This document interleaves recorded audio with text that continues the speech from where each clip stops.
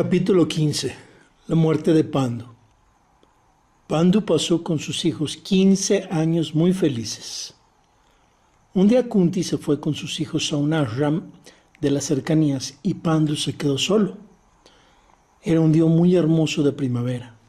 Todos los árboles estaban engalanados con preciosas flores y el aire estaba impregnado de sus diferentes perfumes.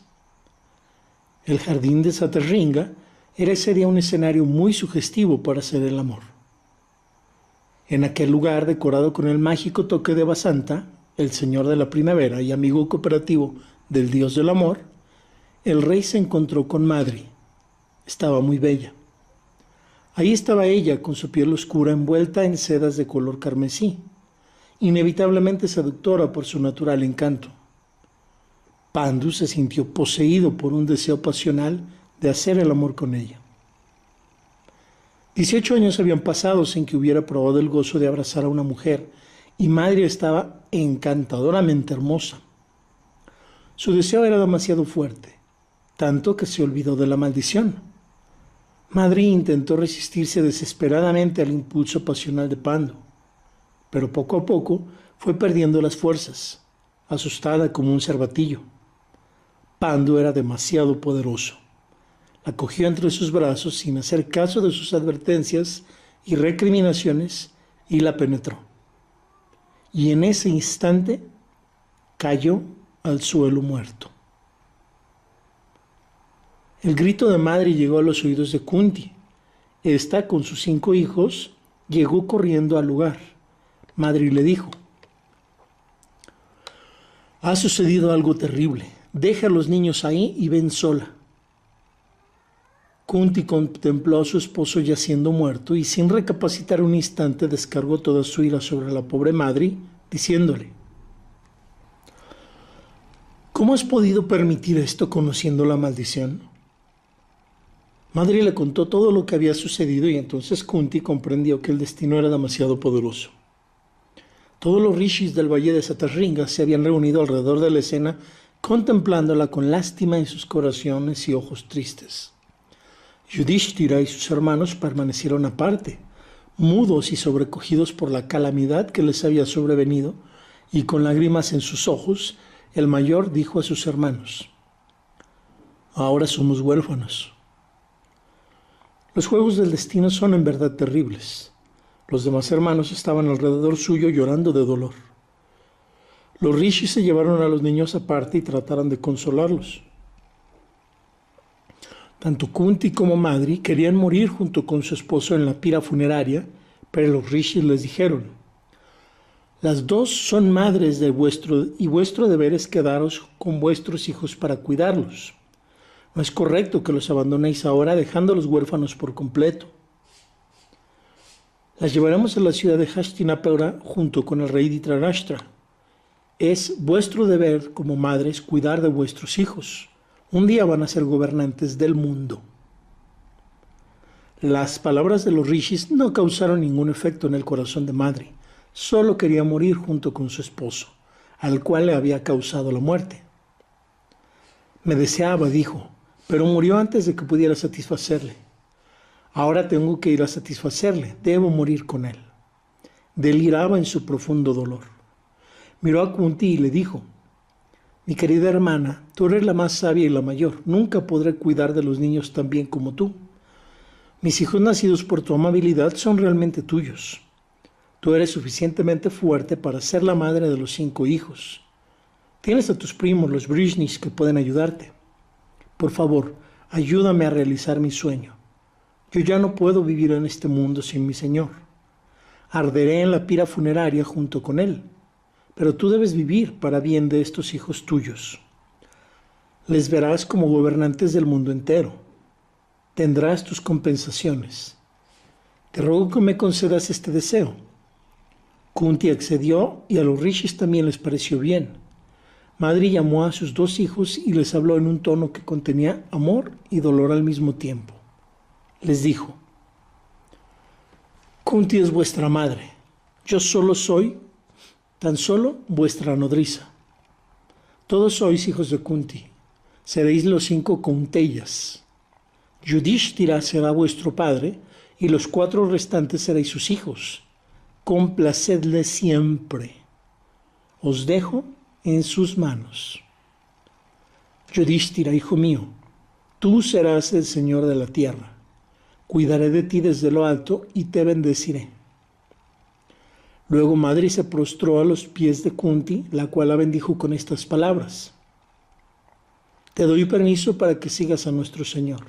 Le encontrarás en el cielo y estarás con Él para siempre. Recordaremos siempre tu nombre con amor. Adiós, hermana mía, puedes irte en paz. Por sus mejillas rodaron lágrimas mientras decía esto. Con una expresión de gozo en su rostro, Madri subió a la pila funeraria. Yudhishthira, el primogénito, prendió fuego a la pira llorando sin poder contenerse. Cuando ya pasó todo, los residentes de Satarshringa se reunieron y acordaron que lo mejor era emprender camino hacia Hastinapura con Kunti y los 5 hijos de Pandu. Allí los príncipes vivirían bajo el cuidado de Bhishma y el rey Dhritarashtra. Ahora que Pandu había muerto, aquella era con todo derecho la casa de los príncipes. Con una melancólica mirada, Kunti se despidió del bosque de Satarshringa, en donde había pasado muchos años felices en compañía de Pandu y Madri. Pero ahora ya todo había pasado. Un nuevo capítulo comenzaba en su vida y nadie podía saber qué destino le esperaba en Hastinapura. Los rishis, junto con Kunti y los 5 hijos de Pandu, emprendieron camino hacia aquella hermosa ciudad. Había comenzado el viaje hacia lo desconocido. Pues vamos a los comentarios de este capítulo 15 que acabamos de leer, la muerte de Pandu, correspondiente al libro primero, el Adiparva, el primero de los 18 libros que conforman el Mahabharata. Y bueno, nuevamente, quien ha llegado hasta este video del Mahabharata tiene verdadero interés en el tema, eso está clarísimo, como tal y a profundidad. A partir de este video el énfasis será ya solo en el mensaje y dejaremos a un lado totalmente al mensajero. Tal vez me entiendan a qué me refiero, personas que conocen esta diferencia entre mensaje y mensajero. El libro primero, Adiparva, recordemos, representa no solo la raíz de este gran árbol llamado Mahabharata. Recordemos que al inicio del Mahabharata se comparó a cada uno de los 18 libros con un árbol, desde la semilla, pasando por los dulces frutos, los cuales son representados por el personaje de Karna, el mayor de los hijos de Kunti, y aún más allá, después del libro de Karna vienen otros libros, aún más allá, se hace esa descripción en un sentido analógico. Todo comienza con una semilla, analógico con nuestra vida, analógico con la cuestión celular, de lo que es el óvulo, de lo que es el esperma, de lo que es la cuestión de las semillas, cuestión genético. Todo esto son mensajes ocultos del Mahabharata. Pero cuando vamos a la semilla, ya sea de vida vegetal o de vida animal, representada por células macro o micro, ni siquiera hemos llegado a la raíz, todavía tenemos nada más una semilla. Entonces, en ese sentido, el Mahabharata es, ya habíamos platicado, que inicialmente se le llamó al libro Mahabharata Jaya o victoria.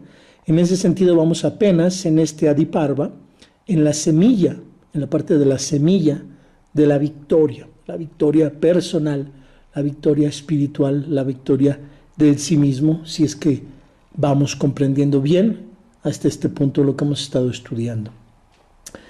Es el Adiparva, el libro que estamos leyendo, el primero, la raíz de ese árbol imaginario o analógico que hay en el cielo, con las raíces hacia arriba y las ramas bajando hacia la tierra. Cielo representando a nuestra conciencia iluminada, nosotros ya fuera de este estado de estulticia y dentro del estado de emancipación. Ese árbol, que ya veremos mucho más a fondo, más adelante en el Mahabharata. ¿Y por qué árbol? Bueno, estamos hablando del Ashvata. Ashvata es un árbol de la mitología hindú, mencionado en muchos textos de la mitología hindú, entre ellos el Mahabharata. Pero recordemos que muchas filosofías, religiones, dharmas y corrientes esotéricas han hablado de este árbol. El árbol sefirótico, el Axis Mundi, el árbol cósmico del espíritu, Es una hermosa e instructiva imagen del misticismo perenne. El Ashvattha, el árbol mitológico Ashvattha, viene de las palabras sánscritas Yasht, Ashvattha, que significa o tiene que ver con que es un árbol sagrado para los hindús. Y bueno, como hemos ya dicho, es parte de la especie o del tipo de árbol del ficus religiosa. Se menciona en el Rig Veda, textos budistas hablan, por ejemplo, también del árbol Bodhi, un árbol bajo el cual el Gautama Buda meditó y ganó la iluminación. ¿Qué significa Ashvattha? Este árbol sagrado del que estamos hablando, que insistimos, estamos hablando de la hermenéutica analógica del Mahabharata, comparado como un árbol, como se ha mencionado desde el inicio, y viene el Mahabharata comparado así. Ashvattha proviene de los nombres de Shiva y Vishnu. Ahí, humildemente, ahí, pequeñamente, por si fuera poco. Vean la magnitud, la importancia y el origen de este árbol sagrado Ashvattha. Nada más para que nos demos una idea filosóficamente, con hermenéutica analógica, ninguna palabra, ni una sola, en el sánscrito está puesta al azar, ni una sílaba, nada absolutamente está puesto al azar. Todo está planeado de una manera muy calculada, lo cual me remite inmediatamente al judaísmo, donde también las palabras representan, y el orden de las palabras y muchas cosas en relación a lo que está escrito, están calculados de una manera magistral y nada se deja al azar. Ashvattha proviene del nombre de Shiva y Vishnu. De acuerdo de Sankara, este nombre está derivado de los términos Shva, que significa mañana, y Shta, que significa lo que permanece o lo que resta, o los restos. Entonces, hay toda una serie de historias, insisto, en el Rig Veda, desde el Rig Veda, donde nos hablan acerca de este árbol eterno, Ashvattha, el cual, como ya mencionábamos, tiene su raíz hacia arriba y las ramas hacia abajo, lo cual es en sí simplemente imaginarlo bastante poético, extremadamente estético y poético. Ya no hablemos de la parte hermenéutico-analógica, que es brutal y bárbara, simplemente de la parte poética, y ya con eso es impresionante. Y lo que representa este árbol es al inmortal Brahman, el puro inmortal Brahman, en el cual todos los mundos, todos los universos o todas las formas de pensar están situadas, y después del cual no existe absolutamente ya nada. Esto podemos encontrarlo en los versos de Upanishad, el Kata, algunos versos de ahí del Kata Upanishad, en sus versos.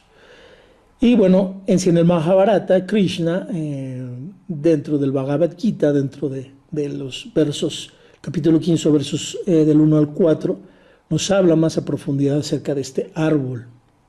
Nos dice que pues no tiene ni principio ni fin, no tiene estación alguna, pero que sin embargo tiene sus raíces hacia arriba y sus ramas hacia abajo, los cuales están alimentadas por las gunas, lo cual también es todo un tema, aclarar y ver a fondo las gunas, no lo veremos ahora, lo cual, insisto, de por sí esto es larguísimo, pues no tendría fin, como no me canso de repetir. Pero describe este árbol como un árbol de infinitas raíces, las cuales están distribuidas de tal manera que representan las acciones en el mundo humano, y las cuales son bastante raíces y deben de cortarse a través del arma del desapego para poder buscar la morada celestial, dentro de la cual ya no hay regreso, ya no hay retorno. Una vez que se logran estos estados de iluminación, se logran definitivamente, y es algo hermoso y está expresado de una manera bastante poética en el canto del Señor o en el canto de Dios, o traducido, llamado Bhagavad Gita, capítulo 15, versos del 1 al 4, como ya mencionábamos. Entonces, insistimos, este es lo que representa este árbol, Ashvattha, ¿sí? lo cual también se puede identificar con lo que es el estado de Brahman, lo cual es por lo tanto imposible de cortar este estado, y hay bastantes analogías aquí. Entonces, no perdamos de vista esta analogía del Mahabharata como un árbol mientras vayamos avanzando por cada capítulo de cada uno de los 18 libros. Esto nos va a ayudar a entender la aplicación del Mahabharata en nuestra vida personal, que es lo que siempre hemos estado buscando con esta serie de videos. Entonces mencionábamos, si estás viendo este video sin haber visto los 20 videos anteriores por completo, nuevamente te lo insisto, estás perdiendo tu tiempo, totalmente perdiendo tu tiempo. Esta serie de videos no deben verse si no es de una forma ordenada y completa, y tampoco si no se ha por lo menos leído una vez cualquier versión completa del libro del Mahabharata o una de sus series o películas. Sería importante que aprovecharas que en el canal de YouTube de Shaka 2, S-H-A-K-A, y 2 con números romanos, ya se están subiendo más capítulos de la serie de Chopra, pero subtitulada al español. De un total de 94 episodios, de 1 hora aproximadamente que dura cada uno de ellos. En ese canal ya llevan 41 videos subidos, subtitulados al español, para este día 13 de junio del 2017, que estamos subiendo este video número 21 del Mahabharata, de nuestro canal de Mahabharata en español.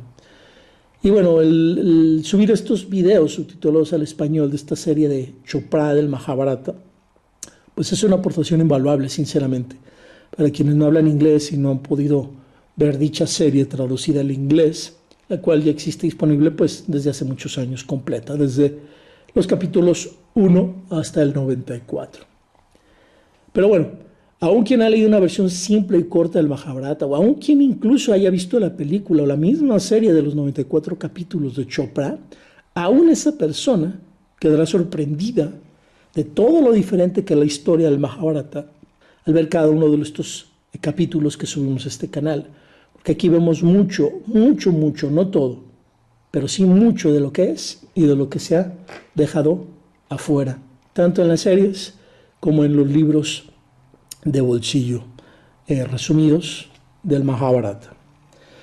Entonces, en el video anterior, recapitulando un poquito acerca del video 20, en el video anterior 20 estudiamos no a fondo, sino en la medida de lo comunicable y de lo que el tiempo permite, el nacimiento de los Pándavas. Mucho dejamos fuera. Sin embargo, unos detalles importantes que debemos de recuperar acerca de Kunti y Gandhari son los siguientes. Hay que tener muy en cuenta que, contrario a la creencia popular, ambas, tanto Kunti como Gandhari, son vistas por Vyasa. Vyasa, el autor del Mahabharata, él las ve y las percibe como mujeres ambiciosas quienes sabían el valor de los hijos en una casa real. Esto es muy importante que lo entendamos. Otra cosa importante que tener en cuenta es que las bendiciones tradicionales hindúes para las novias siempre ha sido la siguiente: te deseo que tengas o que ser la madre de 100 hijos. Esa es una bendición tradicional en todo lo que es la parte hindú, en la cultura hindú. Así que Gandhari va con Vyasa y se pega a esa bendición e insiste en esa bendición, ¿no? De ahí viene esta situación de los Kauravas, de los 102 Kauravas de los que ya hemos platicado a fondo en el video anterior. Y bueno, es muy importante también recalcar que los escolares, los estudiosos del Mahabharata en la India y en el mundo, pues realmente se preguntan si la historia de los nacimientos milagrosos de los hijos de Gandhari es realmente un registro de conocimientos ocultos, secretos de antiguos sabios, los cuales simplemente podían incluso tener el conocimiento de transformar un embarazo mal llevado o que iba mal y transformarlo por medio de ciertos conocimientos que ellos tenían en, de alguna manera, un embarazo que saliera bien, ¿no? O simplemente es toda una imaginación del poeta, esto de los 100 hijos de Gandhari. Y bueno, esto es como lo más probable, de acuerdo a lo que hemos estudiado, que sea simplemente una imaginación, una parte alegórica, una parte mágica mencionada aquí en la historia.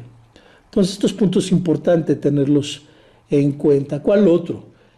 Analizar algo muy interesante acerca de la época y los dioses que estaban en boga cuando iniciaron las historias del Mahabharata.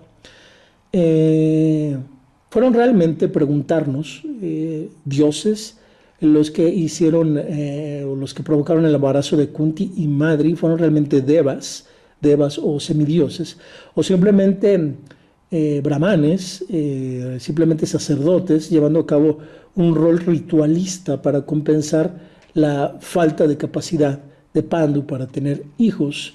Esto ha sido muy abordado en una novela de Virapa Kannada llamada Parva, ¿sí? Algunos escolares creen, algunos estudiosos académicos del Mahabharata, creen incluso que el cuento de la situación premarital de Kunti con el Deva, el semidios Surya, esta situación de donde nace Karna, es simplemente un intento para ocultar la verdad. El hecho de que a ella se le pidió, su padre le pidió a ella que satisfaciera todas las necesidades del sabio Durvasa, y esto siguiendo las leyes de la época de hospitalidad.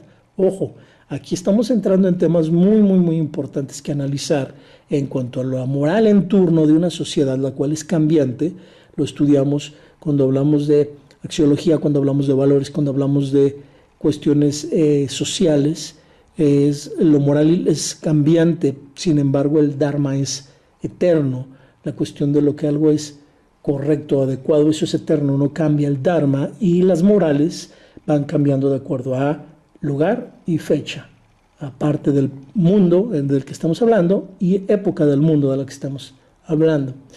Y lo tenemos claro, en el Mahabharata hay al menos 2 cuentos que hacen referencia a la hospitalidad sexual, de acuerdo a la cual un huésped se le permitía incluso, vean la moral de esa época, cómo ha sido cambiante, no estamos criticando, simplemente estamos señalando hechos históricos de cómo eran las cosas. En ese entonces, la moral permitía que el huésped tuviera acceso ya sea a la hija o a la esposa de la persona que le estaba dando hospitalidad, o del hombre de donde estaba él visitando esa casa, que le dieran hospitalidad de forma de placer. Imagínense, era parte de la moralidad de la época, ¿no? Incluso también la cuestión esta pasional de Satyavati con el sabio Parasara, que también ya lo vimos en uno de los videos anteriores, esta situación de donde nace Vyasa en el bote, ¿verdad? En medio del bote. Muchas veces al decir en medio del bote nos referimos en medio de la balsa, de la barca, ¿verdad? Satyavati, recordemos que a eso se dedicaba. Y bueno, se interpreta algunas veces como un caso de hospitalidad sexual también, esta situación de Satyavati con Parasara. Esta práctica de compartir hospitalidad sexual, a pesar de que hace muchísimo tiempo en esa parte del mundo era glorificada y aceptada, vino después, obviamente, con el paso de los cambios morales de las épocas, vino a ser muy mal vista con el paso del tiempo. Entonces esto es muy importante analizarlo en términos de cómo van cambiando las morales de las épocas y las costumbres, lo aceptado o no aceptado.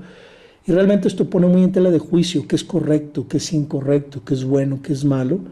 Pone muy en entredicho todo esto, por lo cual es muy importante una ética personal, una ética iluminada y una ética que vaya muy de la mano con la emancipación. Otro punto importante que tener en cuenta del video anterior y que profundizar es, tenemos que ver muy claramente cómo Kunti restringió el acceso de Madri a los dioses, a que siguiera teniendo el mantra o esta forma de poder crear más hijos o tener más hijos. ¿Por qué? Porque Kunti tenía miedo de que Madri terminara teniendo más hijos y por lo tanto pudiera ejercer una mayor influencia que ella. Entre más hijos, mayor influencia. Entonces vemos desde ahí cómo Kunti tiene muchas características de estratega y muchas características de ver por sus intereses de una manera muy fuerte. Entonces, a través de este episodio donde vemos que Kunti tiene 3 hijos, Madri solamente 2, y luego Kunti pone 1000 excusas para que ya no haya más hijos, pues vemos claramente cómo Vyasa, el autor del Mahabharata, nos llama la atención a que el deseo por el poder, o el deseo de ir atrás del poder, no se restringe únicamente a los hombres, ¿eh? En toda la épica del Mahabharata completa, en toda completa, los hijos de Madri, los dos hijos de Madri, Nakula y Sahadeva, son siempre opacados por los tres hijos de Kunti, que son Yudhishthira, Bhima y Arjuna. En toda la épica son llevados a la sombra y llevados a un segundo plano, totalmente. Entonces, aguas, esto lo tenemos que tener muy en claro. Esto se pasa por alto frecuentemente en recapitulaciones modernas del Mahabharata, en las cuales se prefieren poner a Kunti totalmente o dar la imagen de que es una viuda, pues, desamparada, indefensa, amable, cuando de hecho ella es una mujer muy consciente de las políticas del palacio de Hastinapura, de las políticas en boga de la época, y ella no comparte su secreto premarital con nadie, citando leyes incluso que le permiten primero a su marido poder tener hijos y luego, cuando ya no le conviene, citar otro tipo de leyes para que Madri ya no tenga más hijos. Entonces, esto es muy interesante. Otra cosa muy interesante que analizar es el tipo de dioses que son invocados por las dos esposas de Pandu. Esto nos habla mucho acerca de la etapa y la era donde comenzó a gestarse esta historia del Mahabharata, porque se están invocando todos los 5 por completo, son dioses védicos, conocidos como Devas. Yama, Indra, Vayu, los gemelos Ashwini, todos ellos son dioses védicos. Qué curioso y qué interesante que ni Kunti ni Madri invocan ni a Shiva, ni a Vishnu, ni a Brahma. ¿Lo han notado? ¿Lo han reflexionado? Ni Kunti ni Madri invocan ni a Shiva, ni a Vishnu, ni a Brahma, que son las formas de Bhagavan o Dios.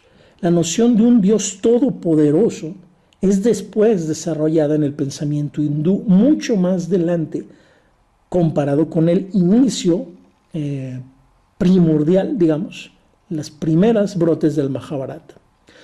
Entonces esto nos indica claramente que esta épica del Mahabharata primero tomó forma en tiempos védicos, los cuales eran dominados por la creencia de espíritus elementales, que representan los elementos, ¿no?, de la naturaleza. Luego, más adelante, con el aumento de popularidad de lo que era el camino de la devoción pasional, del Bhakti Yoga, ¿sí?, de la devoción al Supremo, ahí es donde las ideas de Dios, de Shiva, del Mahabharata, todo esto es parte de lo que muchos estudiosos y expertos del Mahabharata nos hacen reflexionar cuando estamos estudiando este libro.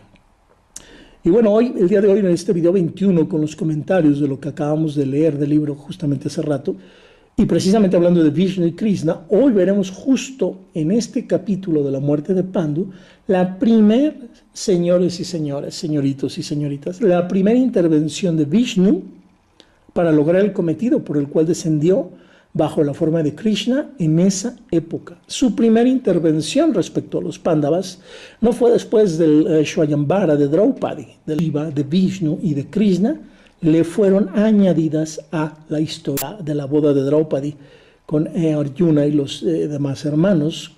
No fue ahí como muchos lo piensan o como se nota en la serie de Chopra o en la película, no, sino justo aquí en la muerte de Pandu es la primera intervención de Krishna, y es algo que casi nadie sabe, prácticamente nadie sabe, y lo hace para acallar al menor de los Pándavas, Sahadeva, quien pudo haber cambiado el rumbo de la historia a cada instante, cada que hubiera querido. Sahadeva, el hermano menor de los Pándavas, el que pudo haber cambiado en un instante todo el rumbo de la historia del Mahabharata. Uno de varios que pudieron haber cambiado en un instante el rumbo. Y vemos cómo Krishna, su sello de la casa, que es el de siempre intervenir para lograr los intereses del Dharma, los intereses de lo que es correcto, no se detiene absolutamente nunca, Krishna ante nada, para ese tipo de logros. Lo veremos claramente y justo desde este inicio de la historia.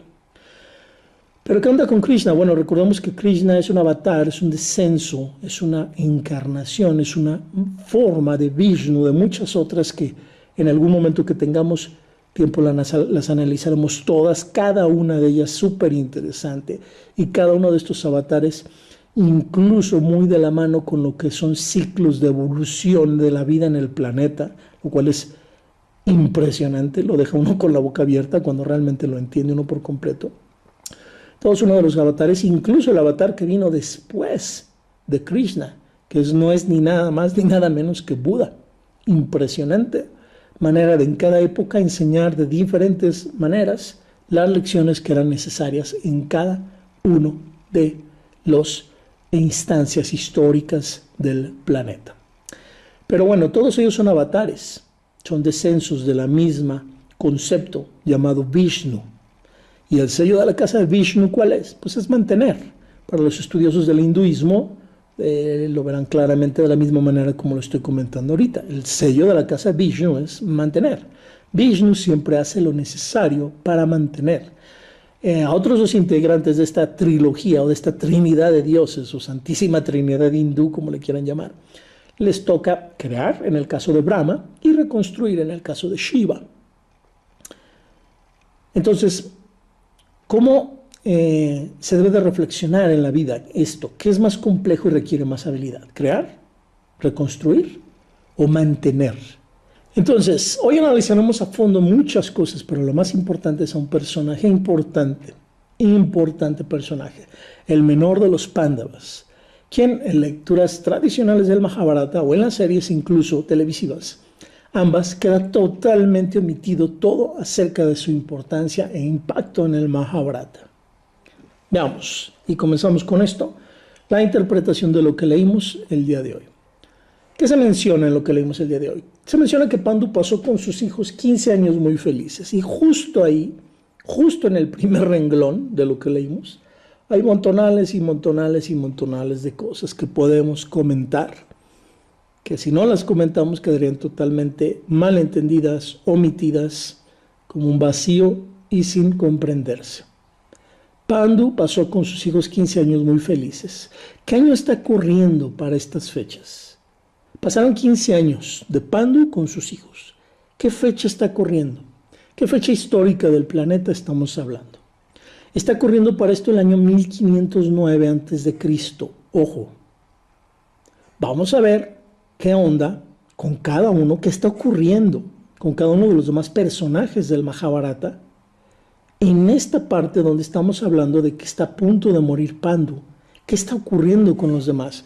Porque, y es algo que no se ve en el Mahabharata, en la historia, en las series televisivas, etc. No se ve toda esta dinámica de las cosas tal y como están ocurriendo, sino que nos remiten de repente al pasado. Y aquí lo que estamos haciendo es cambiar el sistema. Aquí vamos interpretando, leyendo y explicando la historia, pero corriendo y en conjunto las secciones tal y como están ocurriendo en tiempo real. Entonces, año 1509 a.C., para esto Karna y Balarama están cumpliendo 31 años de edad.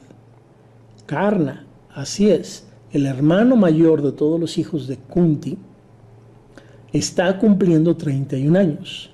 Balarama, el hermano mayor de Krishna, curiosamente, qué curioso, es exactamente de la misma edad que Karna. Ahí hay una conexión muy interesante de Balarama.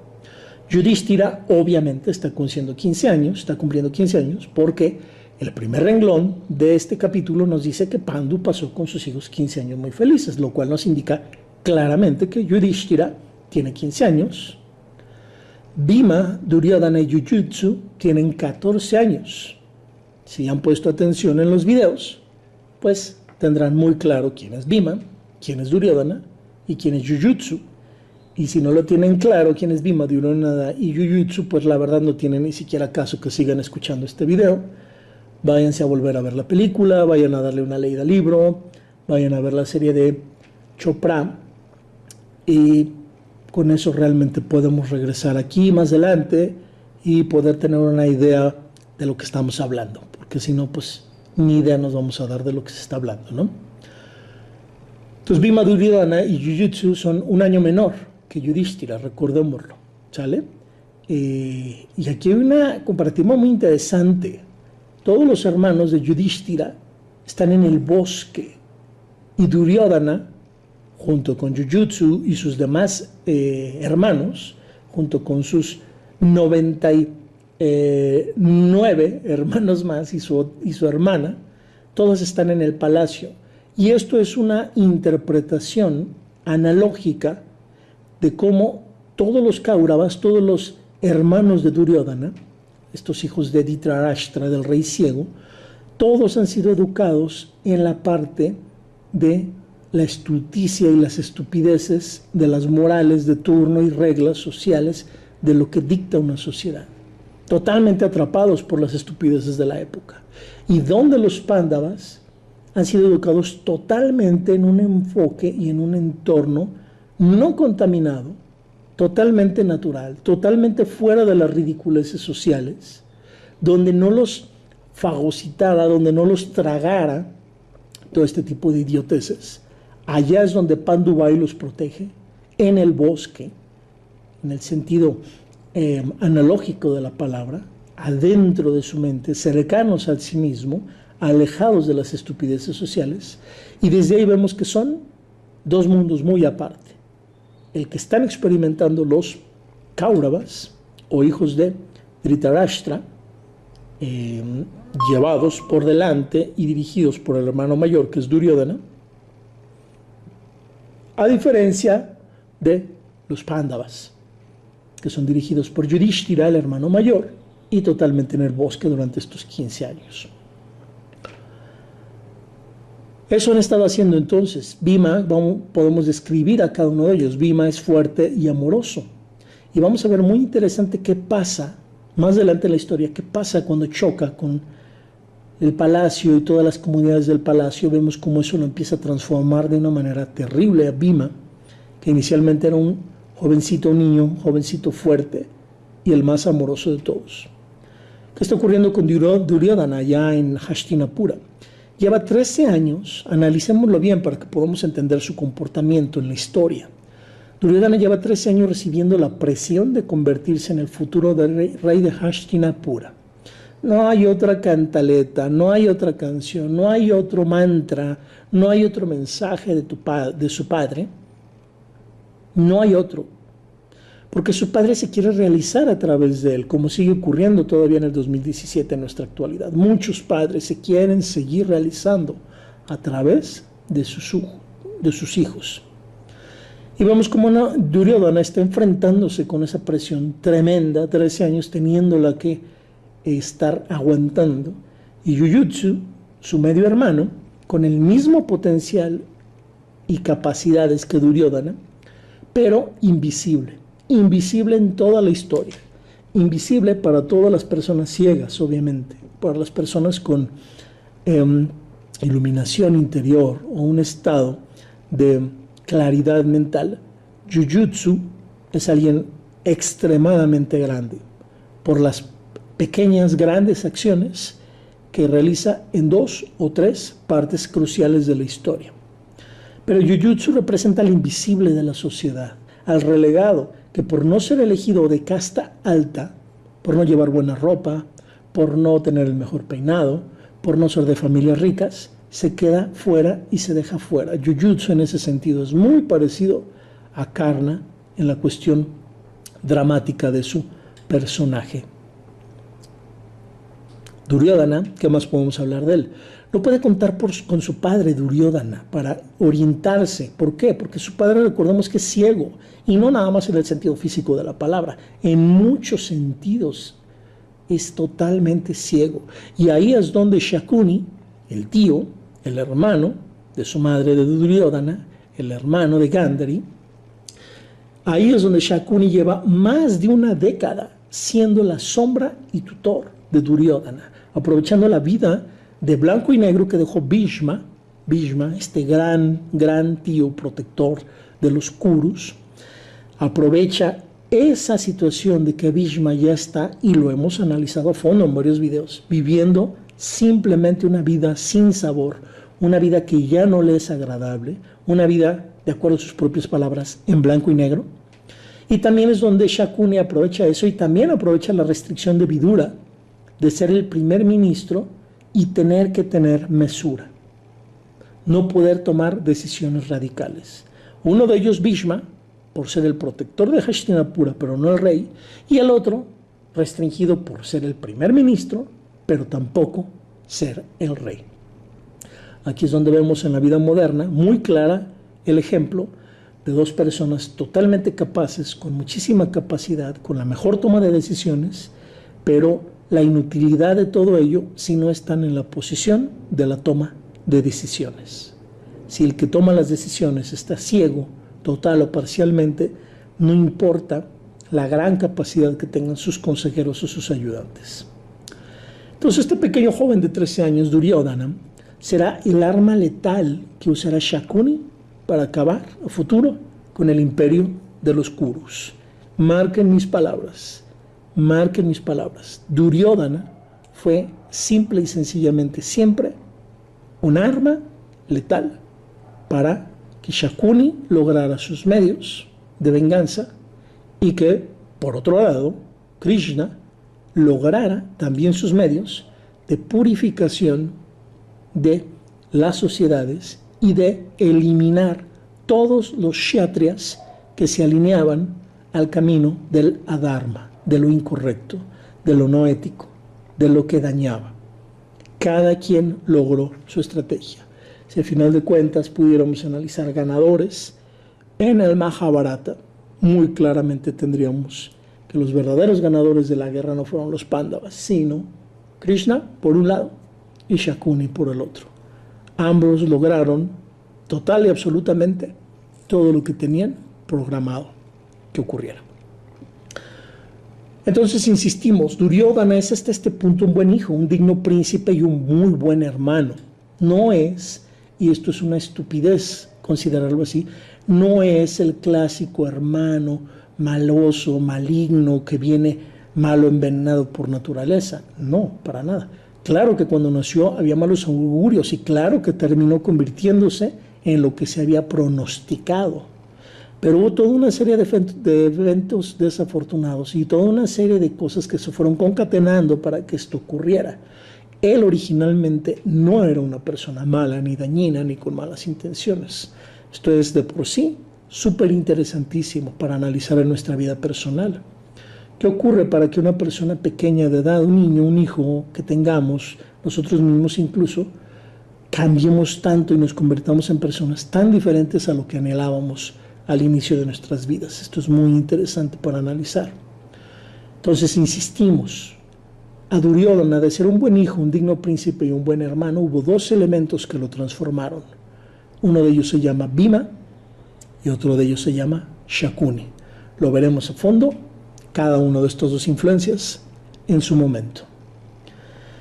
Sigamos analizando hacia abajo y por edades a los protagonistas que están haciendo en estas fechas. En este 1509 a.C., cuando está justo a punto de fallecer Pandu.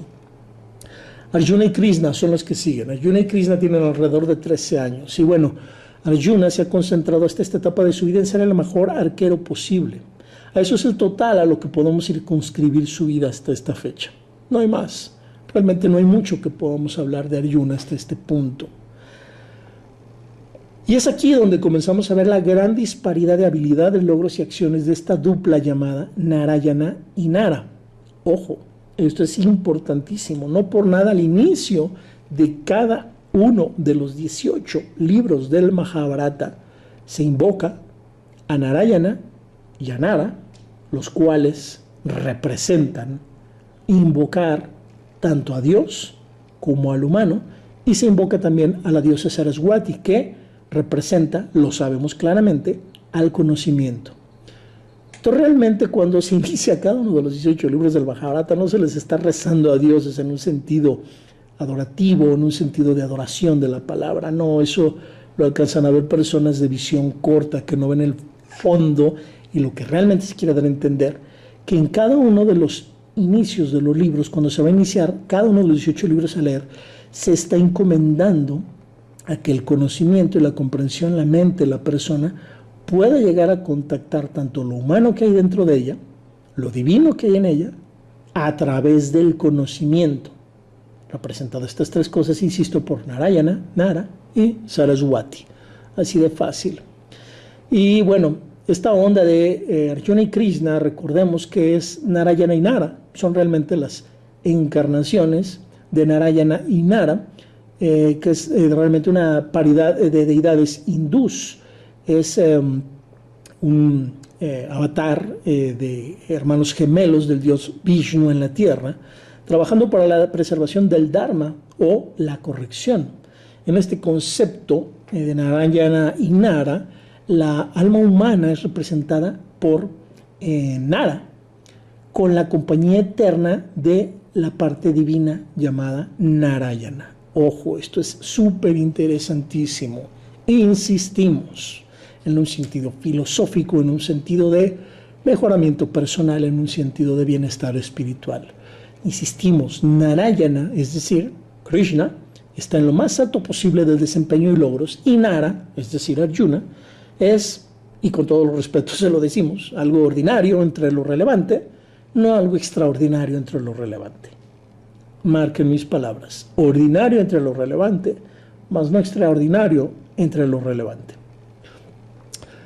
Entonces, habiendo analizado a Arjuna hasta este punto temprano de juventud, pasamos a ver la enorme diferencia de lo que ha logrado Krishna en ese mismo periodo de tiempo. Krishna teniendo 13 años, disfrutando de lo lindo, su muy breve niñez y juventud, no, piénsalo dos veces, piénsalo nuevamente, porque la historia de Krishna desde muy, muy pequeño tendrá que abrazar la gran responsabilidad de librar al mundo de todo el adharma acumulado.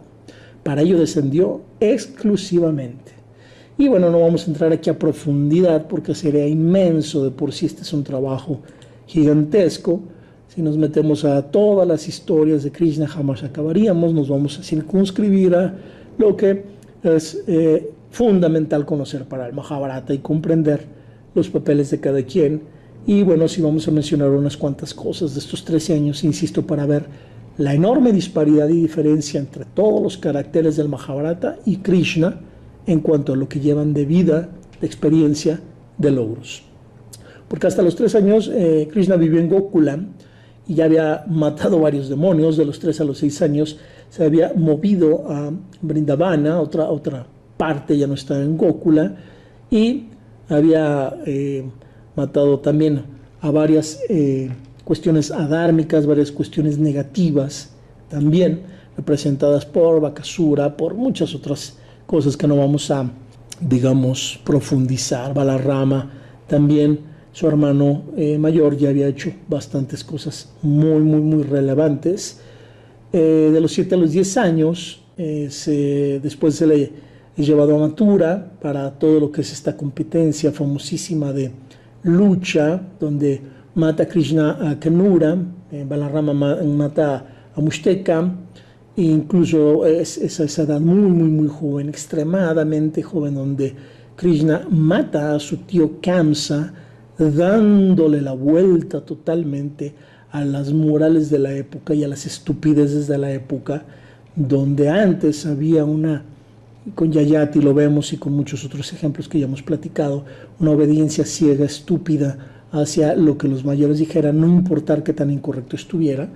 Y aquí le da la vuelta totalmente Krishna, ¿no? Y esto nos remite mucho incluso también a la historia del avatar anterior de Krishna, que fue Rama, donde estaba Rama totalmente con las morales de la época, donde hay una obediencia ciega hacia su padre, donde renuncia Rama al reino incluso por obedecer a su padre, y en su próximo avatar o descenso Vishnu le da totalmente el cambio, el giro total de 180 grados a la forma de manejar los cosas y dice no, ahora nos vamos a manejar no por la obediencia ni por las leyes sociales que están en decadencia, sino por el Dharma, lo que sea lo correcto.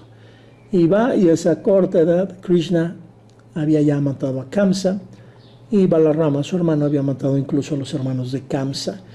Y bueno, de los 10 hasta los 28 años, hay toda una serie, nos quedamos aquí, insistimos, Krishna en este entonces tiene 13 años, en esta fecha de la muerte de Pandu, tiene 13 años, entonces ya entra en esta etapa posterior de donde Krishna está protegiendo Mathura de muchas cosas negativas, siempre en esta misión de descenso de poner el Dharma y lo correcto y limpiar de maldad a la tierra. Entonces, mientras Krishna ha tenido que enfrentar todo esto en su misión por despojar a la tierra de la Dharma, Arjuna, casi de su misma edad, solamente se llevan 6 meses de edad uno del otro, solo ha andado en el bosque sin conocerse realmente a sí mismo y sin probarse todavía en el mundo. O sea, Arjuna prácticamente sin experiencia.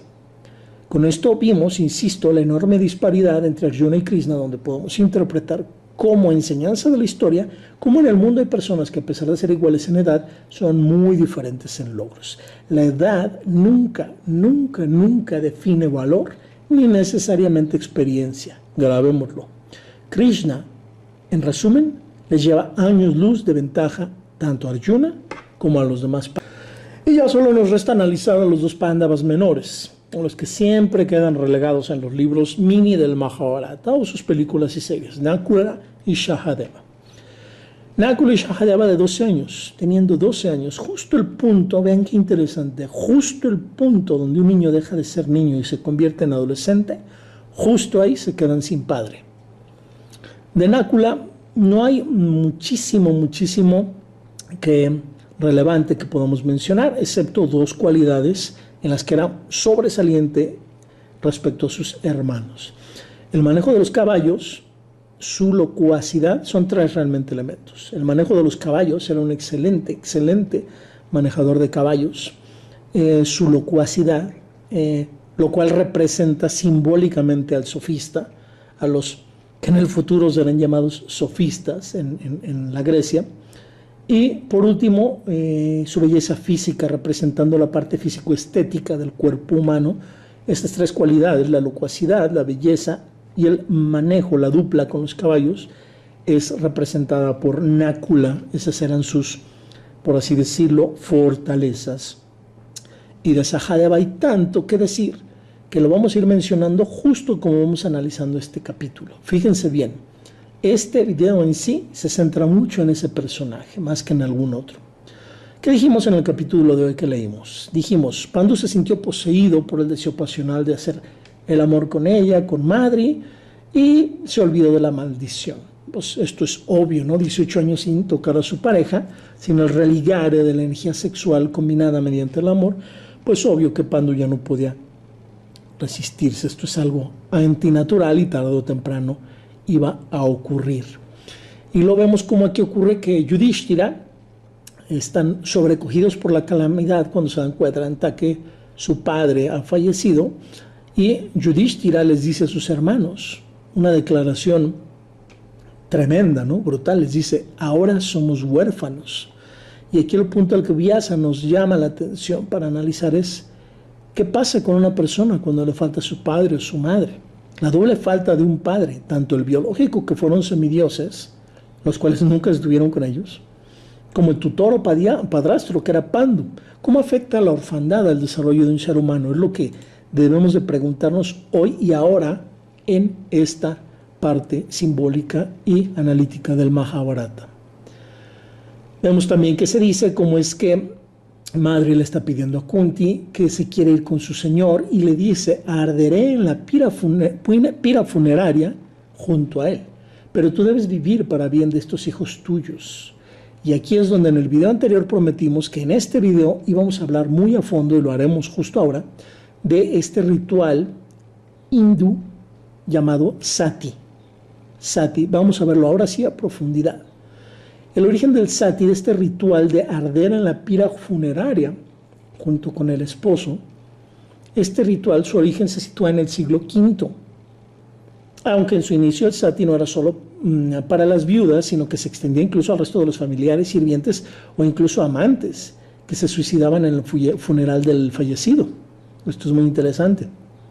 El verdadero inicio del Sati, que después se corrompió por los arios que invadieron Bharatavarsha, o lo que es actualmente la región de la India, ¿cómo se inició este verdadero Sati? que después fue corrompido. El verdadero inicio fue porque las mujeres viudas, cuando quedaban viudas, eran violadas y asesinadas o esclavizadas por los invasores. Ojo, esto ocurría realmente. Como ya no había hombres después de las guerras, los invasores mataban a los hombres, quedaban las mujeres sin ningún tipo de protección y estos invasores sin ningún tipo de ética o violaban o asesinaban o esclavizaban a estas viudas. Y de ahí surge el origen verdadero del sati, donde ellas preferían morir antes de ser violadas constantemente, asesinadas, mutiladas o esclavizadas. Ojo, así inició el sati, que después se corrompió por los arios que llegaron al Bharatavarsa. Y insistimos, muchas mujeres se lanzaban a la pira funeraria voluntariamente, pero otras lo hacían drogadas y a muchas de ellas incluso se les ataba a la pira funeraria. El motivo de esta inmolación no lo encontramos necesariamente en el amor que profesaban por sus maridos, sino porque las viudas ocupan uno de los escalones más bajos en la escala social en la India. Todavía en la actualidad, sí, señor, señora, señorito y señorita, en este 2017, todavía actualmente son obligadas a vestir con colores blancos, todavía se les rapa el cabello y se les cambia la señal de la frente. Todo esto hace que se les marque, convirtiéndolas en una paria social. ¿Qué tal con esto? Tan horrible situación de las mujeres en la India, como para realmente analizar por qué se habla tanto acerca de la necesidad en varias partes del mundo de llevar a la mujer a mínimo tener los mismos derechos y garantías que los hombres, lo cual es terrible que no esté ocurriendo en esta actualidad todavía. ¿Qué más vemos aquí? Vemos algo interesantísimo. Vemos que están hablando de que le dice Kunti a Madri: te doy permiso para que sigas a nuestro Señor, lo encontrarás en el cielo y estarás con Él para siempre. Y le dice: adiós, hermana mía, puedes irte en paz. Bueno, justo ahí empiezan a hacer los preparativos para la pira funeraria.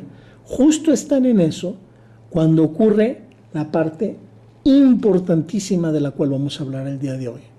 La manera en la cual Sahadeva se convirtió en conocedor de todo el pasado, todo el presente y todo el futuro. Sucede que antes de morir un día, Pandu, el rey Pandu, le ordenó a sus hijos que no fueran a quemar su cuerpo, sino que lo comieran para que ellos pudieran ser capaces de conocer el futuro. Él les dijo que gracias a todas las austeridades y meditaciones que él había ganado, él les iba a otorgar esa bendición o esa fortuna, de que a través de su cuerpo, comiendo de su cuerpo, ojo, vean cómo lo estoy diciendo, comiendo de su cuerpo, porque aquí hay un vaso comunicante muy claro con la Biblia, con la parte del cristianismo, y lo vamos a ver ahorita muy a fondo, porque estamos hablando de un sentido analógico de comer el cuerpo de Pandu, del padre, ¿sí? Les dijo eso, que cuando muriera hicieran eso, comieran de su cuerpo. Entonces, ¿qué es lo que ocurre? Krishna, dándose cuenta de que no conviene que ellos se conviertan en personas que conozcan, que tengan ese nivel de conocimiento, de ser capaces de conocer todo acerca del pasado, presente y futuro del planeta, él se da cuenta que tiene que intervenir, porque si lo hace, no va a ser posible que ocurra la guerra del Kurukshetra, no va a ser posible que se deshagan de los kshatriyas o reyes malignos, y por lo tanto los tiene que mantener en un estado de no conocimiento de presente, pasado y futuro, y ahí es donde interviene. Entonces, Krishna llega a esa parte del bosque de Satarringa, llega encarnado bajo la forma de un viejo sabio, o sea, encarnando tu cuerpo, pero espiritualmente era Krishna el que estaba ahí. Llega, por así decirlo, tomando el cuerpo de un viejo sabio, llega y se da cuenta que los Pándavas, los hijos de Pandu, están a punto de empezar a comer de su cuerpo, de su padre, y él los detiene y los ridiculiza por eso que están a punto de hacer, ¿no? Por ese horrible acto de comer a tu propio padre. ¿Qué te pasa? ¿Qué les pasa? Se los empieza a decir ¿Cómo se les ocurre esta estupidez? ¿Cómo se les ocurre que se van a comer el cuerpo de su padre? Y insistimos e insistimos, a un brahman, a un sabio, no se le podía alegar. Ojo, eran las costumbres de la época. Entonces ellos simplemente, con toda esta estupidez de lo que se les ha enseñado e incapaces de pensar por sí mismos, señor, sí señor, señor, sí señor, le hacen caso y simple y sencillamente se van. Se van. Y así es como Krishna fácilmente logra deshacerse de ese problema. Mantenerlos en un estado en el cual no puedan tener todo el conocimiento completo de lo que va a ocurrir a futuro. Y eso lo va a hacer Krishna varias veces, no es la única, ¿eh? A futuro lo va a volver a hacer. Ridiculizar una acción para sacar ventaja. Cuando al final de la guerra del Kurukshetra, por ejemplo, Gandhari le pide a su hijo Duryodhana que se presente desnudo ante ella para protegerlo, Krishna no se detiene, como nunca lo hacía ante nada, para cumplir el Dharma. Cero consideraciones o barreras, ¿eh? Él no se detenía con nada. Así mismo como lo hará a futuro, así lo hace ahora. Porque si los Pándavas, insisto, comen del árbol de conocimiento representado por la carne de Pandu, ya no podrá contar con ellos para poder eliminar a todos los reyes o kshatriyas que, ya lo dije, se han salido del camino del Dharma. Y pues precisamente eso descendió nuevamente, o sea, no hay otra finalidad. Entonces, insisto aquí de una manera muy clara, hay una conexión aquí gigantesca entre el Mahabharata y la Biblia, en la simbología de comer la carne del Padre. Y si quieren que les dé la referencia exacta de la Biblia en relación a comer mi cuerpo, comer su carne y beber su sangre, da a entender identificarnos con Él, con el Maestro, con el Gurú, con el Hijo de Dios, en este caso con Jesús. ¿Cuál es la referencia exacta? Juan 6, del 49 al 58, y se los leo para que vean qué cosa tan parecida y tan idéntica en estos dos mensajes, tanto del Mahabharata como el de la Biblia. Juan 6, del 49 al 58, vean, dice, literalmente en la Biblia, y lo leo tal cual, como viene en la Biblia. Vuestros padres comieron el maná en el desierto y son muertos. Este es el pan que desciende del cielo, para el que de él comiere no muera. Yo soy el pan vivo que he descendido del cielo. Si alguno comiere de ese pan, vivirá para siempre. Y el pan que yo daré es mi carne, la cual yo daré por la vida del mundo. Entonces los judíos contendían entre sí diciendo, ¿cómo puede éste darnos su carne a comer? Y Jesús les dijo, de cierto os digo, que si no comiereis la carne del Hijo del Hombre y bebiereis su sangre, no tendréis vida en vosotros. El que come mi carne y bebe mi sangre tiene vida eterna, y yo lo resucitaré en el día postrero. Porque mi carne es verdadera comida y mi sangre es verdadera bebida. El que come mi carne y bebe mi sangre en mí permanece y yo en él. Como me envió el Padre viviente y yo vivo por el Padre, asimismo el que me come, él también vivirá por mí. Este es el pan que descendió del cielo, no como vuestros padres comieron el maná y son muertos. El que come de este pan vivirá eternamente. Ahí termina la referencia de Juan 6, 49 al 58. ¿Qué tal? Impresionante, impresionante. Insistimos, ahí están los vasos comunicantes, los lazos entre filosofías, las formas de llegar al sí mismo y religiones de una manera clara, solamente disponible para el que tenga ojos para ver y oídos para escuchar. Y para todos los demás, les pasa de noche y no entienden ni jota, ni una minúscula parte de lo que estamos hablando. Pero volviendo a esta historia de Sahadeva, donde se les distrajo, donde Krishna distrajo a todos sus hermanos y los despacha y los hace desfilar sin poder haber comido la carne del Padre. Los logró distraer a todos fagocitados por las ridiculeces de turno de la época, haciendo caso ciegamente a los brahmanes de una manera estúpida, sin importar que fueran de lo peor, como Drona, por ejemplo, ¿verdad? De lo peor que puede llegar a ver y haciéndole caso de la manera más estúpida posible. Y aquí es donde nos cuestionamos si el fin justifica los medios. Hasta Hitler, por ejemplo, pensaba que su fin justificaba los medios desde su propia óptica. Y para responder esta pregunta de si el fin justifica los medios, debemos de tener muy clara la esencia de lo que significa Dharma, o al menos la verdadera ética. Teniendo claro esto, es fácil que cada quien califique las acciones polémicas, no solo de Krishna hace 3.500 años, sino tus propias acciones aquí y ahora en este siglo XXI, podrías tú mismo clasificarlas, calificarlas y evaluarlas. Si los protagonistas del Mahabharata estuvieran aquí ahora en nuestro mundo, seguramente tendrían unas opiniones muy interesantes también acerca de cómo conducimos nuestras vidas y sociedades. Entonces, esto pensémoslo cada que queramos criticar a algún personaje de esta historia o tacharlo de retrasado o de no culto. Nosotros con toda esta cultura nos comportamos a veces peor que lo peor que puede llegar a existir. Entonces insistimos, esto no es señalar entonces sin fin ni acerca de conflictos o guerras, no se trata de eso, es acerca de la raíz del conflicto y elegir el camino correcto a cada instante, por difícil o impopular que sea. Impopular medido, claro, de acuerdo a la escala moral de cada época. Recordemos que esto significa Maya. Maya, la definición de Maya, es no nada más ilusión. También Maya significa escala de medida. También Maya significa escala de medida. La escala con la que medimos todo, la vara con la que medimos todo, eso es Maya. Son ilusiones, son cosas que son de acuerdo a la moral de la época y son ilusiones porque son cambiantes, no son definitivas.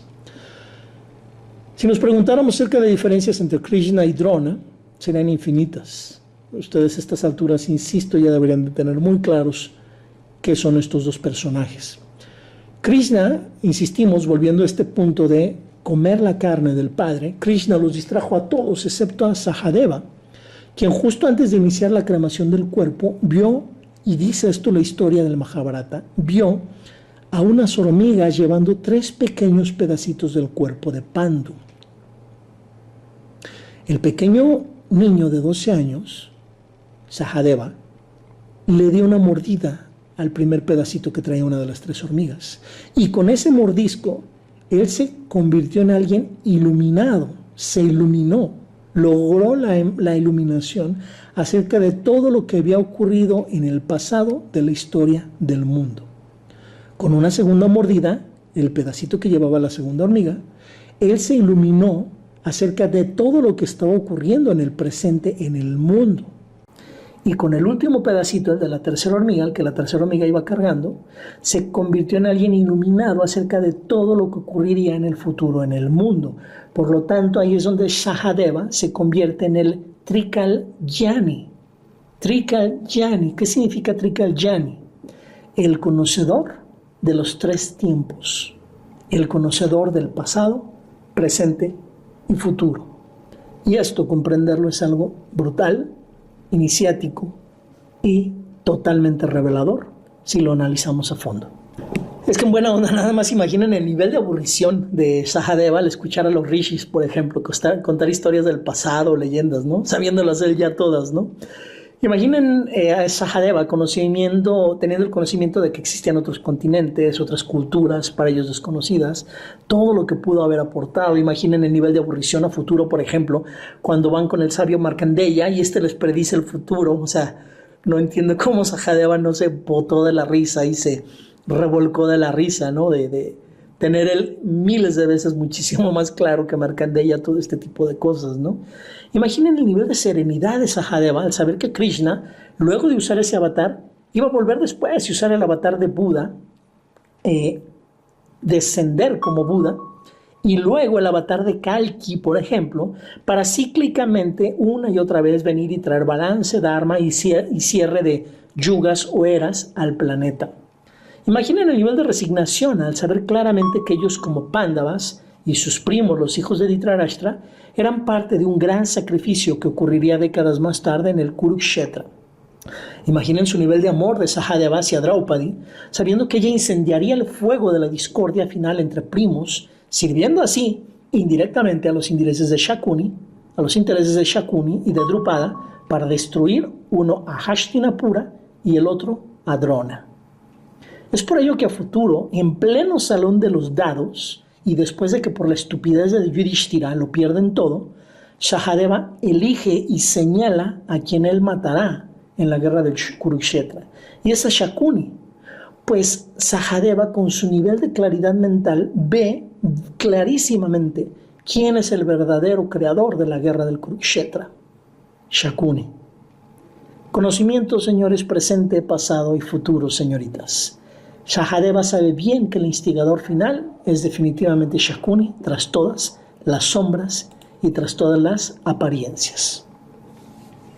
Entonces, insistimos, él con estos mordiscos se convirtió en este Trikagyani, conocedor de los tres tiempos, presente, pasado, futuro.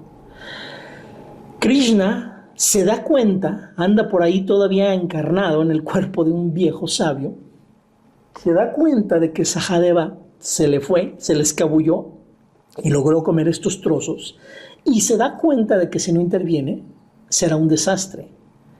Entonces, comienza a perseguir a Sahadeva, va tras de él. Sahadeva sale corriendo, Krishna sale tras de él, y aunque era un niño pequeño, Sahadeva de 12 años, se dio cuenta rápidamente que ese viejo sabio, ese cuerpo de un viejo sabio, realmente no era un viejo sabio. Se dio cuenta claramente que era Krishna el que estaba persiguiéndolo dentro de un cuerpo de un viejo sabio. No era un viejo sabio, era Krishna, era Vishnu, era el avatar de Vishnu, era Krishna, él sabía que era, vamos, su representación de su Dios supremo mismo, Vishnu. Entonces, pues, ¿para qué sigue corriendo? Si te está persiguiendo Dios, pues ya no tiene caso de que sigas corriendo, ¿no? Mejor te detienes. Entonces, Sahadeva se detuvo y Krishna lo agarró. Soy yo respirando exasperadamente y respirando y así como, así todo cansado. Se da cuenta que pues ya es muy tarde. Sahadeva sabía absolutamente todo. Y ahí es donde, como lo he dicho en muchas otras conferencias y en otros videos, ahí es donde lightning crashes, ahí es donde la luz se rompe y se oscurece. Para Sahadeva, claro, no para la humanidad. Ahí es donde comienza el terrible sacrificio de Sahadeva. ¿Qué es lo que le dice Krishna en ese momento? Le dice algo terrible. Nunca deberás revelar lo que sabes. El problema es que Krishna ya no se estaba dirigiendo al pequeño adolescente normal, que era justo unos minutos antes. Se estaba ya dirigiendo a un Trikagyani, a un conocedor de todo el presente, todo pasado, todo futuro. Está dirigiendo a alguien que no estaba a su altura de Krishna, pero casi sí. Entonces, Sahadeva, quien era realmente un muy astuto niño irreverente, le dice: ¿y qué hago si alguien me pregunta algo? No puedo mentir. Tú dices que no debo revelar lo que sé. ¿Qué hago si alguien me pregunta? Porque no debo de mentir. Y Krishna, siendo también extremadamente inteligente, le dice: bueno, si alguien te pregunta, tú podrás decirles, pero nunca deberás de decirles más de lo que pregunten. Y siempre les tendrás que decir con preguntas, nunca les podrás responder con respuestas, siempre les tendrás que responder con otra pregunta y siempre van a tener que esperar, siempre tendrás que esperar a que te hagan la pregunta correcta. Y con todo esto vemos cómo Krishna lo copa, lo acorrala a que él sea muy difícil a que la puedan sacar una información con todas estas restricciones. Puedes decir, pero solamente con todo este tipo de limitantes. Y tampoco puedes decirle a nadie que tú sabes todo o eres conocedor de todo. Así podremos lograr que no te anden preguntando. Sahadeva consideró todo esto que le dijo Krishna y asintió, estuvo de acuerdo. Le dijo: muy bien, pero Krishna, tienes tú que acceder también a mi petición. Y Krishna dice: ¿qué petición es esa? Mi petición es que tú siempre deberás de protegernos, a nosotros, a los 5 hermanos. Y si alguno de nosotros muere, entonces tú deberás aceptar la muerte también.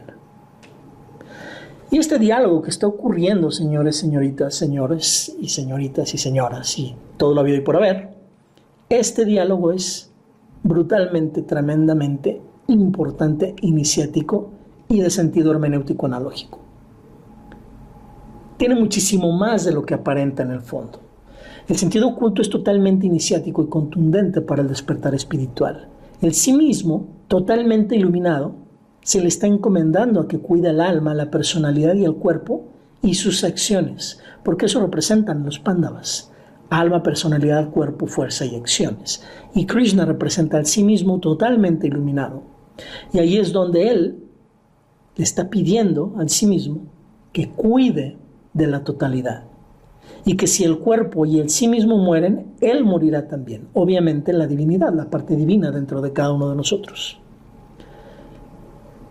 Krishna aguzó sus ojos, los enfocó sus ojos, así como que los entrecerró. Siempre Krishna, siempre con su inconfundible sonrisa.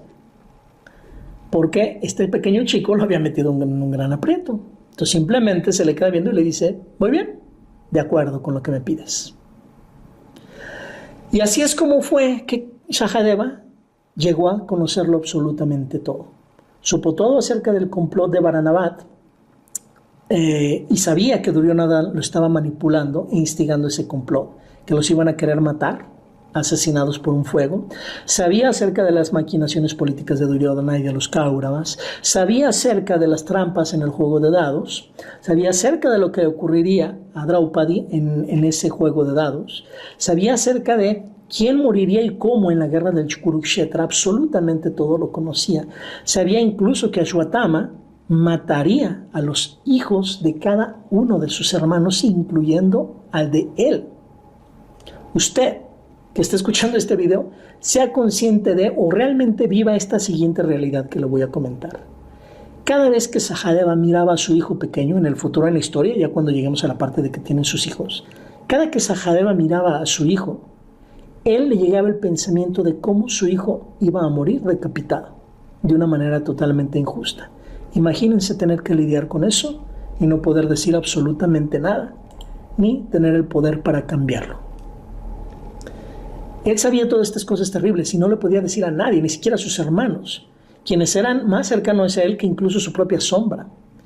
Ni siquiera su esposa Draupadi, quien sabía todos los secretos de su corazón, ni siquiera a nadie, única y exclusivamente podía hablar de este tipo de cosas con Krishna. Por esta razón es que Sahadeva era el más tranquilo de los hermanos, manteniendo siempre sus pensamientos para sí mismo y permitiendo a otros hablar, dejándolos que hablaran. Y esto nos remite a muchas enseñanzas del budismo zen, donde queda clarísimo que el que sabe generalmente no habla, no siempre, pero generalmente no habla. Y el que habla mucho generalmente no sabe. Vemos al locuaz, que es la otra parte de la moneda, su gemelo Nakula, que es el que nos hable y habla y habla y habla sin parar.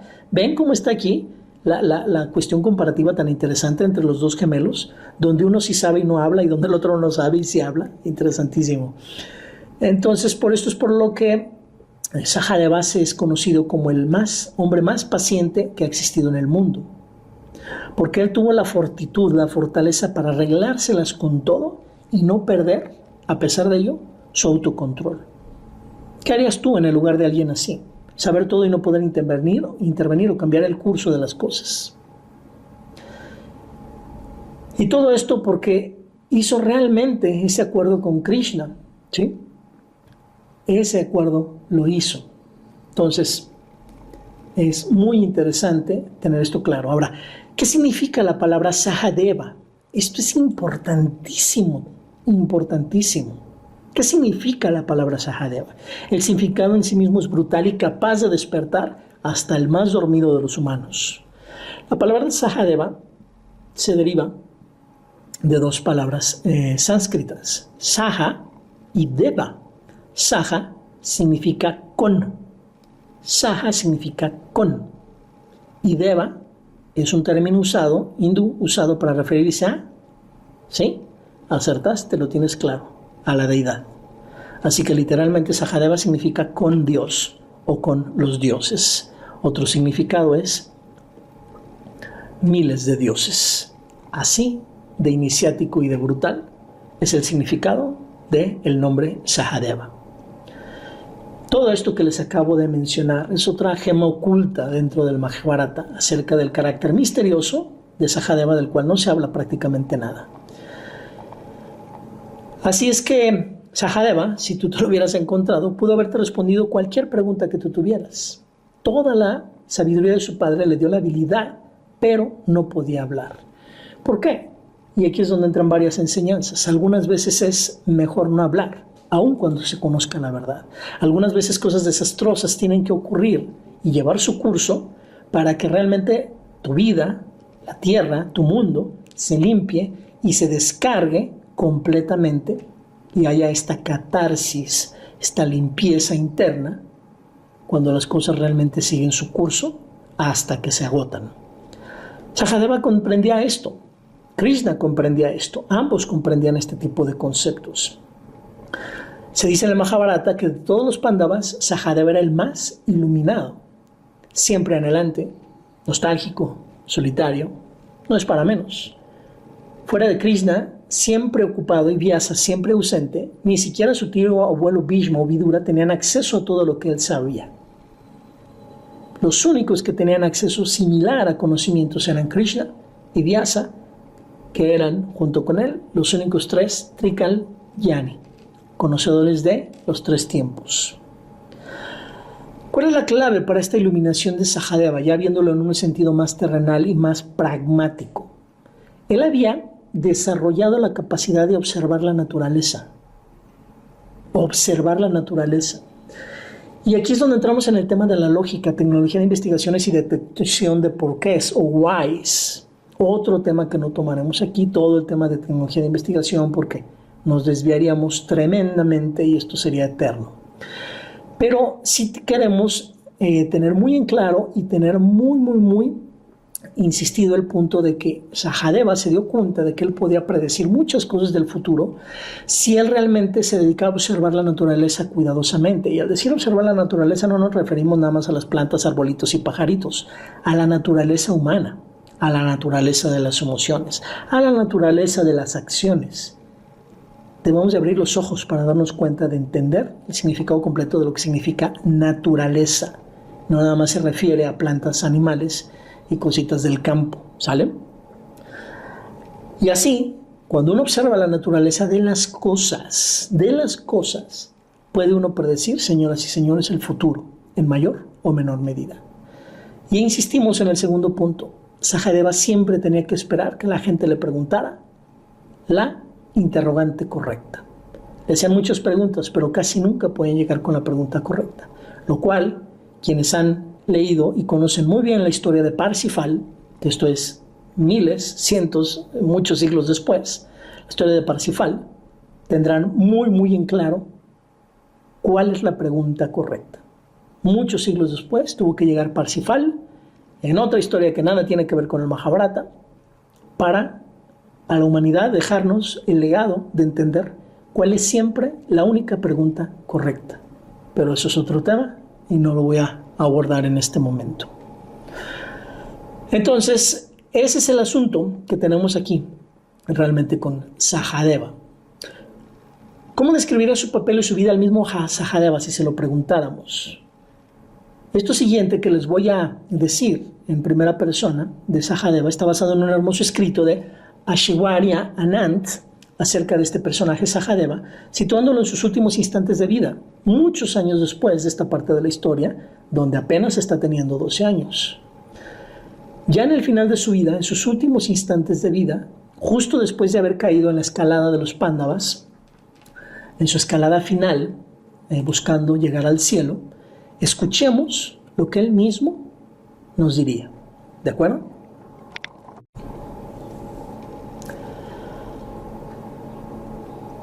He caído aquí. Estoy caído en la oscuridad. Estoy aquí entre los vastos picos del Himalaya, medio enterrado por la nieve. Solamente faltan unas cuantas horas más antes de que esta prueba se termine y Yudhishthira y el perro terminen su ascenso, su escalada de ascenso hacia el cielo o Swarga. Yo ya sabía que esto iba a ocurrir, justo como todo lo demás, ya lo sabía. Justo cuando Draupadi cayó, yo ya sabía que el que seguía era yo. Luego seguiría Nakula, mi gemelo, seguido de Arjuna y luego Bhima. Solamente el canino y el hermano mayor no caerán, porque ese no es un perro ordinario, en caso de que no te hayas dado cuenta. Es el dios del Dharma, el padre de Yudhishthira. A él le encanta ponernos a prueba, al dios del Dharma. Esta no es la primera vez que lo ha hecho, y estoy seguro que Yudhishthira lo sabe. Él es muy perceptivo, mi hermano, siempre lo ha sido. Por la mayor parte de mi vida entera he sido muy calmado, muy callado. Nunca sacaba yo palabras, a excepción de cuando se me hablaba. Nunca ofrecía mi opinión, hasta que se me pedía. Pero no fue sino hasta la muerte de mi padre que yo empecé a ser así. Pero hoy quiero hablar, hoy hablaré. Porque sé que ya no importa. Ya no hay nadie aquí que pueda oírme y nadie que pueda castigarme si hablo. Y por lo tanto, diré mi historia en mis propias palabras. Mi nombre es Sahadeva, soy el más joven de los Pándavas, hijo de Madri y de Pandu, hermano gemelo de Nakula. Somos conocidos como Madreyas, hijos de Madri, tanto como los hijos de Kunti eran llamados Kunteyas. Yo nací en el bosque donde mi padre Pandu estaba residiendo después de haber sido puesto a vivir una vida de celibato. Nuestra madre, posteriormente, nos dijo a Nakula y a mí que éramos hijos de los Ashwini Kumaras, los dioses de la salida del sol y de la puesta de sol, los dioses de las cuestiones corporales o físicas. Yo aprendí que todos nosotros, los hijos de Pandu, éramos realmente hijos de los dioses, lo cual me llenó de un sentido de importancia, aunque realmente no puedo decir por qué. Me encantó crecer en el bosque. Mi padre, quien acostumbraba a decirnos historias en las noches, en las tardes o en las noches, siempre me sentaba en su regazo. Yo era el único que tenía ese privilegio, porque yo era el más pequeño. Yo acostumbraba a escucharlo con los ojos muy, muy, muy abiertos. Todas las historias que contaba acerca de los rishis, los devas, acerca de los asuras. Me imaginaba a mí y a mis hermanos peleando una guerra contra los asuras y ganándola para los devas. Pero de todas las cosas que mi padre nos dijo, recuerdo esta muy, muy claramente. Parecía muy rara en ese entonces, pero nadie le cuestionó el por qué. Él nos pidió que consumiéramos su cuerpo después de su muerte. Él nos dijo que esto nos daría inmenso conocimiento y nos haría a todos sabios y astutos. Me di cuenta más tarde que esa era una premonición que él estaba teniendo, porque unos cuantos días después de que nos dijera eso, nuestro padre murió. Y mi madre, Madri, murió junto con él, culpándose a ella misma por su muerte. Nakula y yo éramos dejados simplemente al lado de nuestra madre Kunti, o nuestra madre adoptiva, por así decirlo, Kunti, y quedamos bajo su cuidado. A partir de ahí fuimos conocidos como los Pándavas, o sea, los hijos de Pandu. El día en que mi padre murió fue el día en el cual yo renací. En su funeral vi una línea de hormigas que estaban yéndose con lo que parecía ser unas partes de su cuerpo, unos pequeños pedacitos de su cuerpo. Y oí yo en ese momento las palabras de mi padre claramente resonando en mi cabeza.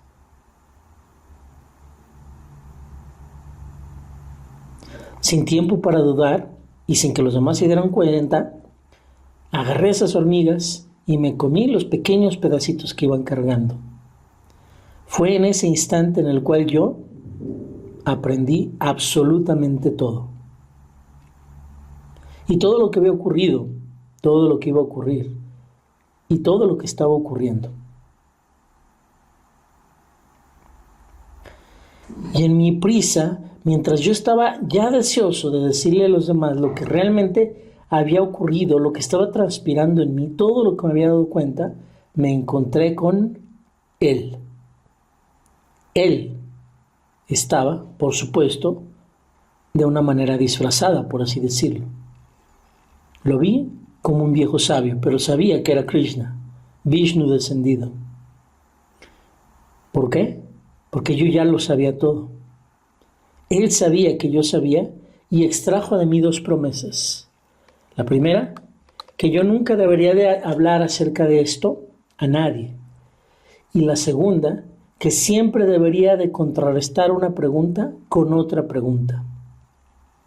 Yo, por supuesto que comprendí el razonamiento detrás de ello.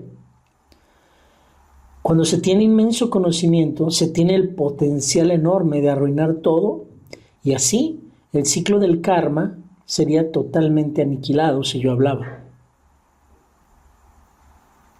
Hasta este día, todavía no sé si fue prudencia o estupidez de mi parte. De regreso, como un favor por extraer estas dos grandes promesas de mí, yo le pedí a él que estuviera del lado de los Pándavas, siempre y cuando siguiéramos el camino de lo correcto y nos adhiriéramos al Dharma. Él benévolamente sonrió y estuvo de acuerdo. La muerte de mi padre y los eventos subsecuentes trajeron en mí un mar de cambios y ya no pude ser, después de eso, el niño alegre que yo solía ser. No fue un cambio repentino, no. Y no fue tampoco simplemente cualquier cambio. Porque a partir de ese momento ya solamente podía yo hablar dentro de mi mente, para mí mismo.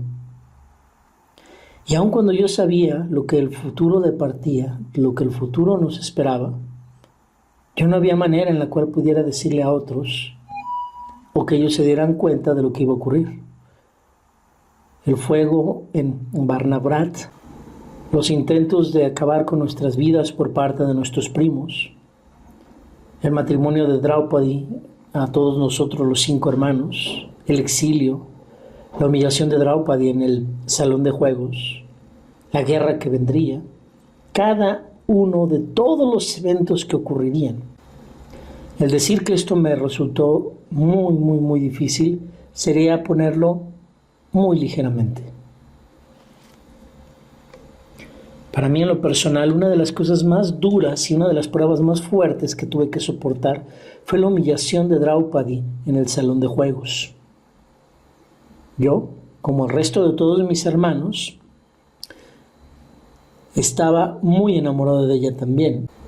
Y yo era con el que ella iba cuando ella quería sacar algo que la estaba preocupando, algo que la estaba molestando o algo de lo que se quería desahogar. Era conmigo con quien ella acudía. Ella no podía decirle esto a ninguno de mis otros hermanos, ya que solamente yo sabía la mejor manera de cómo debería de responderle o cómo poder sacar lo que ella esperaba de mí. Así que lo que hice fue reconfortarla. Yo siempre le proporcioné un oído dispuesto. Y yo siempre le reafirmé pacientemente que ella debería de estar en paz cuando las tribulaciones terminaran. Yo sabía que la causa raíz de todo esto estaba justo enfrente de mí, ese día en el salón de juegos. Yo sabía que sería yo el que causaría su muerte, porque esto estaba predestinado a ocurrir en mis manos. Ese día fatídico en el salón de juegos, lo declaré. Yo juré encajar profundamente mi espada dentro del pecho de Shakuni, dentro de ese hombre que estaba sentado en telas y en ropas negras, aventando ese par de dados y carcajeándose hacia sí mismo. Cuando hice esa promesa de matarlo, la gente se sorprendió, porque yo era conocido como el que era el más tímido de todos. Yo no era tan presuntuoso o hablador como Bhima, Ni era tan dotado yo como Arjuna, no. Ni siquiera yo tan locuaz como Nakula o tan virtuoso como Yudhishthira.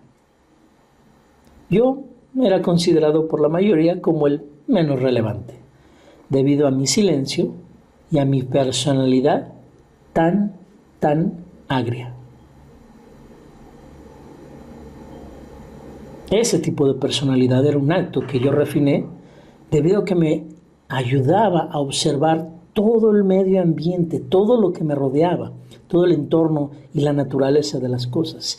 Y así, de esa manera, me ayudó a poder sacar adelante mis promesas de la mejor manera posible.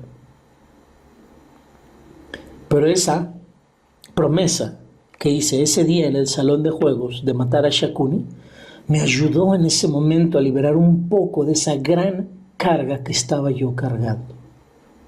Esa gran pesadez de las promesas que hice, esas que me estaban aplastando. Y así lo hice. En el día número 18, el último día de la guerra del Kurukshetra, realicé lo que había prometido que haría. Enterré mi espada en el cuerpo de Shakuni y me lo vi fijamente a esos ojos que no tenían absolutamente nada de remordimiento, sus ojos. En todas las eras por venir, en todos los siglos por venir, en todos los yugas por venir, la gente hablará acerca de esto. Incluso va a llamar que eso, o va a decir que ese momento, el último día de la guerra, fue mi momento de claridad, fue mi gran momento. Van a decir que esto fue el punto cúspide de mi vida, de la vida que yo viví, de esa existencia ordinaria que muchos piensan que yo toleré. Pero no muchos saben mi historia. Yo soy Sahadeva, el último de los Pándavas y el menos conocido. Puedes decir de mí que soy gentil y sabio, pero aún así tú no sabes el peso que yo tuve que soportar. El peso de darme cuenta de lo que realmente estaba ocurriendo en cada momento, pero incapaz de actuar sin embargo. El saber todo, sin embargo, estar discapacitado de hablar. El verlo todo y aún así estar obligado a aceptar. Yo soy Sahadeva, el último de los Pándavas y el menos conocido. Pero aún así, yo soy el que lo sabía todo y el que podía verlo absolutamente todo.